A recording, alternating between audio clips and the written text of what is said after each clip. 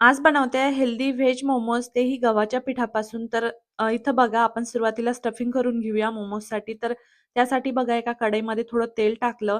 तेल गरम झालं की त्याच्यामध्ये बारीक कट करून घेतलेला लसूण, आलं घालायचं आणि ते परतून झालं की कांदा घालायचा आणि कांदा छान परतून घ्यायचा आणि नंतर आपल्याला इथं पत्ताकोबी घालायची आहे. 1 कप पत्ताकोबी मी बारीक किसून घेतली आहे.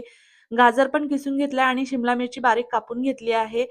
एक हिरवी मिरची सुद्धा टाकली आहे बारीक कापून आणि थोड्या कोथिंबीरच्या काड्या. आता ह्या भाज्या ना मोठ्या गॅसवरच छान परतून घ्यायच्या.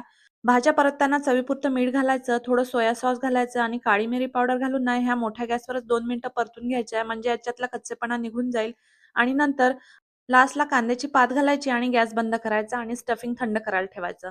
आता बघा हे गव्हाचं पीठ घेतलं आहे मी थोडं 1 बाउल गव्हाचं पीठ घेतलं, त्याच्यात चवीपुरतं मीठ घातलं आणि नंतर घट्ट भिजवून घेतलं.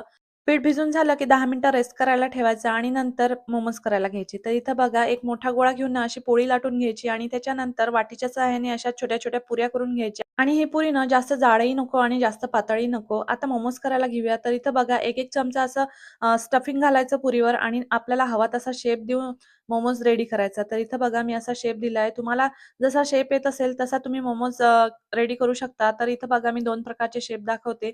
अशा पाकळ्या करून घ्यायच्या एका साइडने आणि नंतर ते क्लोज करून घ्यायचं. तर हा पण शेप बघा किती मस्त दिसतोय आणि हे व्हेज मोमोज ना छोट्या मुलांना खूप आवडतात आणि हेल्दी सुद्धा आहे. मैदा नाही आहे.